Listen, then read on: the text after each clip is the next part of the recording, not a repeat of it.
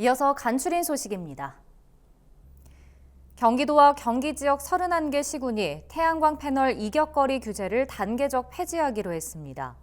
경기도는 최근 안산문화재단에서 김동연 지사와 31개 시군 단체장 등이 참석한 가운데 2023년 하반기 정책협력위원회를 열어 4개 사항에 대한 합의문을 채택했습니다.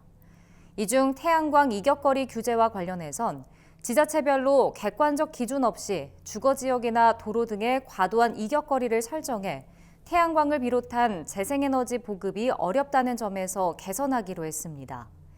이에 지자체들은 주거지역에 한정해 이격거리를 100m 이내로 제한하고 단계적으로 폐지하는 데 합의했습니다.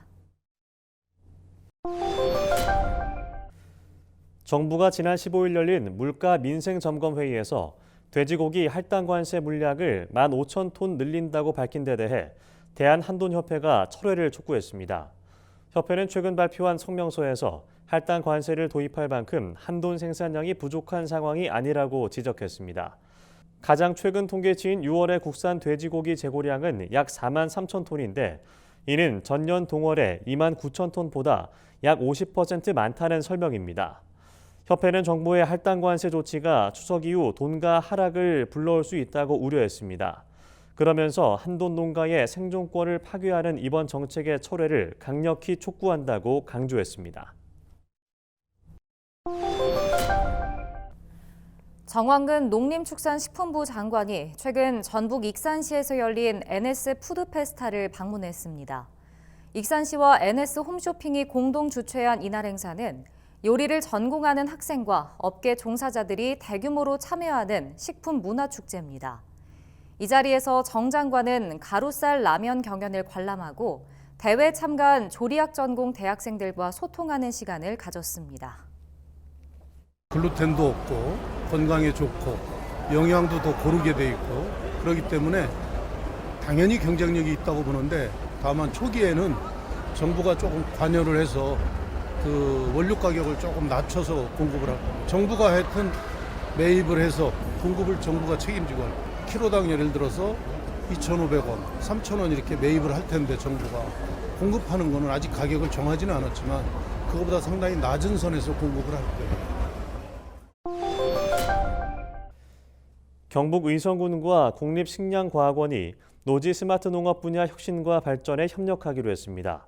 양 기관은 최근 의성군청에서 농업 현장 지식과 경험을 공유해 농업 생산성 향상과 지속 가능한 농업 생태계를 구축하는 것을 목표로 업무 협약을 체결했습니다. 의성군은 지난 1월 농식품부 주관의 노지 스마트 농업 시범 사업에 선정돼 2025년까지 245억 원을 들여 한지형 마늘 노지 스마트팜을 구축할 예정입니다. 서효원 식량과학원장은 노지 스마트 농업에 개발된 기술을 마늘에 접목할 수 있도록 지원해 차별성 있는 마늘 스마트 농업 모델을 만들어가는 데 적극 협력하겠다고 말했습니다. 오세훈 서울시장이 앞으로 농산물 직거래를 상시화하고 규모도 키우는 방안을 검토하겠다고 밝혔습니다.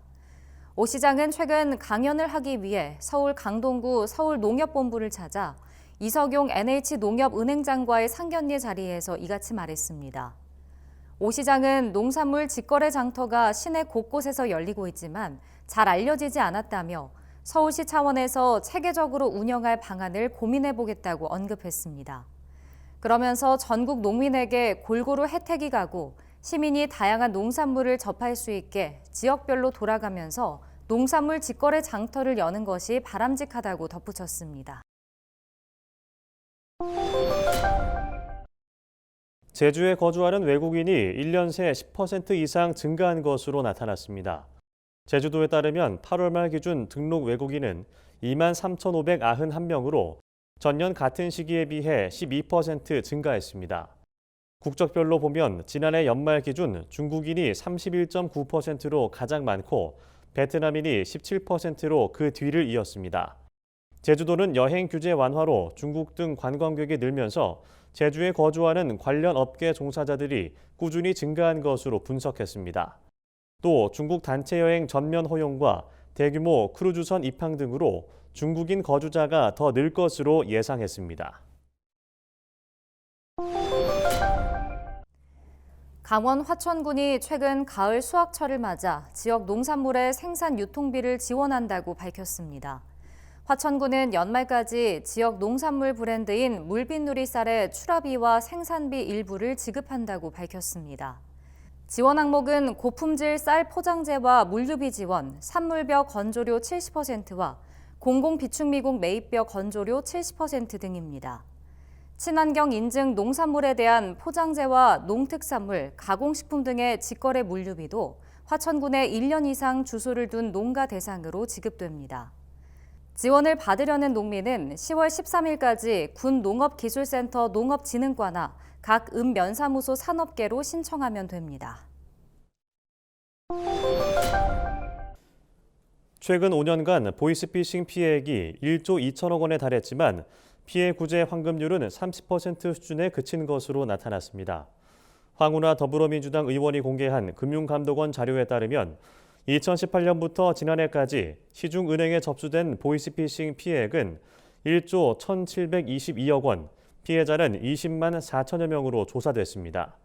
피해자가 피해 구제를 신청해 환급받은 금액은 3,601억 원으로 피해액의 30.7%에 그쳤습니다. 황 의원은 보이스피싱 사기범이 돈을 인출하거나 타 계좌로 이체하는 경우 피해 배상을 받지 못하기 때문에 은행에서 적극적으로 이상 거래를 발견해 금융 소비자를 보호해야 한다고 지적했습니다.